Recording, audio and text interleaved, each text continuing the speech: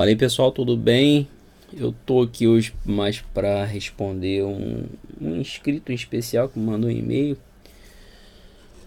Ele tá com o amplificador do Kenwood, um 4000, acho que se eu não me engano. Deixa eu dar uma olhada aqui. Kenwood é um K4000, antigo, bem antigo o aparelho. Ele tem 32 watts de potência por canal, segundo o Hi-Fi Engine. E eu não vou ver se eu consigo baixar o manual para dar uma olhada. Tá em curto, segundo ele tá em curto o aparelho. Ele tem uma eficiência Hi-Fi, tá? Esse aparelho não é high-end, ele é um KA4000. Ele não tá ainda, ele tá com 0.5 de THD, 32 watts de potência 8R. Eu acredito que tenha mais potência em 4 ohms, né? Então ele tem impedância de 4 a 16, etc. Pesa 8 quilos. E ele tá ligando o equipamento, o amplificador tá em curto. Você liga ele na lâmpada série dá aquela brilhada, né? Então ele tá bem curto o equipamento. Fora isso, ele também me perguntou se poderia desmontar o aparelho para colocar as placas do Carlos, né? As MK4 do Carlos, né? Gente, essa coisa de colocar placa de amplificador aqui, por exemplo, no canal que eu fiz, eu coloquei em equipamentos que não tem história. Como assim? Um HT da Onkyo que não tem história, é um equipamento que não tem ainda uma história concluída dele de anos de funcionamento, igual os vintage antigo. Vamos supor que você compre um G8000 todo zoado de circuitaria, mas a estética do aparelho tá boa, o painel tá bom, e você resolva simplesmente desmontar o aparelho e colocar placas dos colegas que são vendidos pelo YouTube. Não precisa ser só do Carlos, pode ser de outro, pode ser da Alpha Kit, pode ser do Luiz, né? Então, esses aparelhos carregam uma história, né? Então eu evito de fazer, até mesmo num gradiente, um S95. Vou aproveitar o gabinete do S95, vou colocar uma placa dentro. Beleza, é com o problema seu. Mas não acho legal você pegar e fazer isso com equipamento que tem história, né? Que já tem uma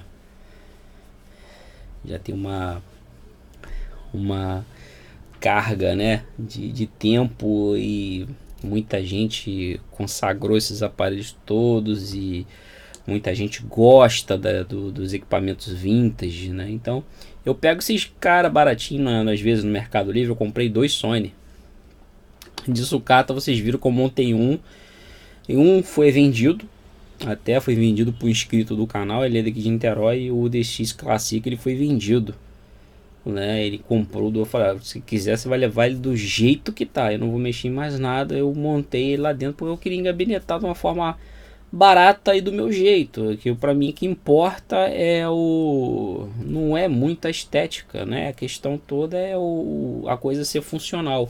É igual a Fusca. Por exemplo, Fusca é um carro que não te dá conforto, é um carro que não te dá estabilidade, né? É um carro que, dependendo de como esteja regulado o motor, bebe para burro, né? Mas é um carro que ele funciona, entendeu? Ele funciona, ele te leva e ele te traz, né? E se você for pegar um carro 1.0 também, um desses mais baratinho aí, um Corsa e tal, é um bicho que ele te leva e te traz. Agora, se você for pegar tipo assim, um Porsche, um carro mais requintado, que tem assim uma topologia, já é um carro que tem um acabamento high-end, né? O termo high-end, ele não se aplica somente para áudio, tá? Se aplica também para coisas que tem um melhor acabamento, coisas que tem um acabamento bom, junto com desempenho, né? mais desempenho do que acabamento. Acho que até as duas coisas têm que andarem juntas, acabamento e desempenho. Então você tem uma coisa high-end realmente, né? Então esse termo high-end, ele não se aplica somente para áudio, tá? Ele se aplica também para outras coisas. Pô, você vai comprar um relógio Casio desse daqui, ele não é um relógio high-end, tá? Esse cara aqui tá na topologia de hi-fi, vamos colocar assim, né?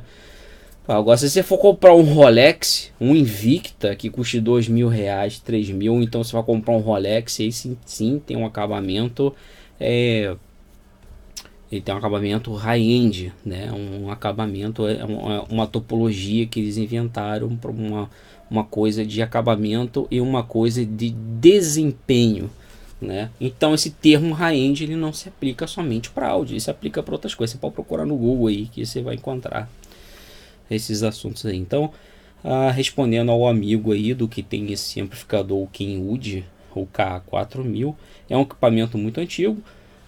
Normalmente essas manutenções desses equipamentos antigos, elas não são baratas, são caras. Muita gente aqui desiste de fazer manutenção comigo porque minha mão de obra, ela não é mão de obra barata, tá? Isso não importa, né? Eu tenho que de cliente aqui, fiéis aqui, eu tenho o Grec, eu tenho o Seu Paulo e eu tenho o Manel Alexandria, né, lá do Rio de Janeiro, que está sempre aqui. Tem coisas aqui que às vezes dá pra gente enxugar, mas tem coisas que não dá, dependendo do estado do aparelho. Às vezes quando você vê o aparelho do Grec aqui, por exemplo, o estado do aparelho é um estado que passou, um aparelho que passou por muita oficina, e às vezes o equipamento fica um bom tempo aqui, né, só o tempo.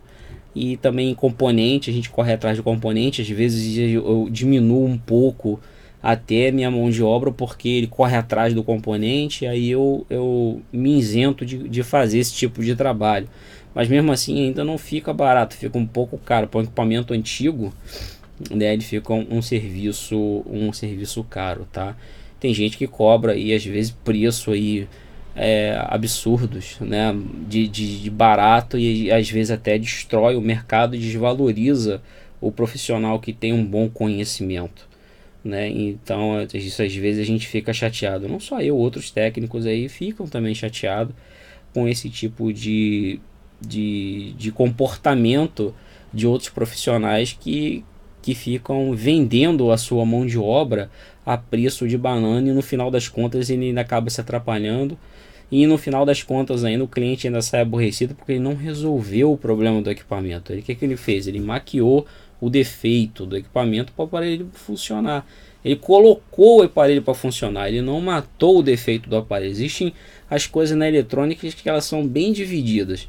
Ou o técnico mata o defeito, ou então o técnico coloca para funcionar, né? Então tem essa questão, né? Às vezes o último equipamento aqui que ficou aqui foi o Marantz do Manel Alexandria. Eu tive que me armar todo aqui para fazer funcionar o amplificador na bancada, entender como o amplificador funciona, né? Não bastava só energizar o mais B e menos B dos capacitores da placa.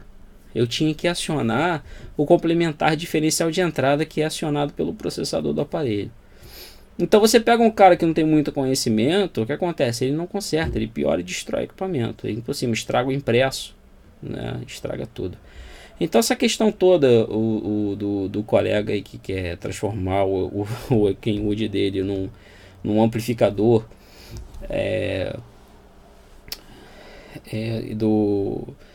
em um amplificador, vamos supor assim, mais moderno, né, sabendo que você não vai aproveitar nem controle de tonalidades, transformador de repente você não vai conseguir aproveitar, você vai ter que mandar enrolar outro, tá? Quando vocês compram essas placas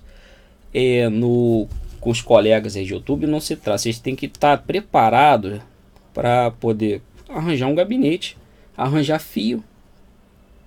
Você vai ter que comprar solda. Normalmente o cara que compra esses tipos de placas, normalmente ele é robista, ou ele já tem um ferro velho na casa dele, aquele ferro de soldar velho Fame, né, de 20 anos atrás, que ainda por uma questão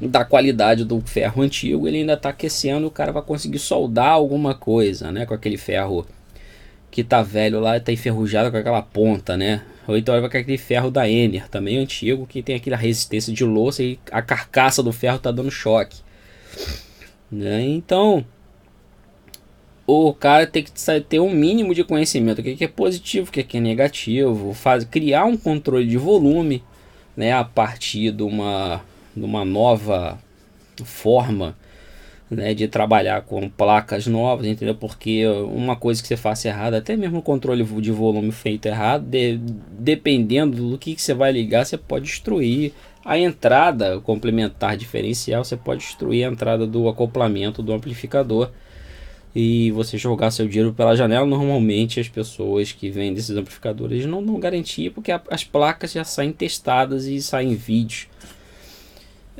dos amplificadores testados, né? Então, tanto do Luiz quanto do Carlos, né? Que eles têm essas coisas de testar o amplificador, que é uma segurança para eles que o equipamento está saindo funcionando, a placa está funcionando e está te entregando funcionando, né?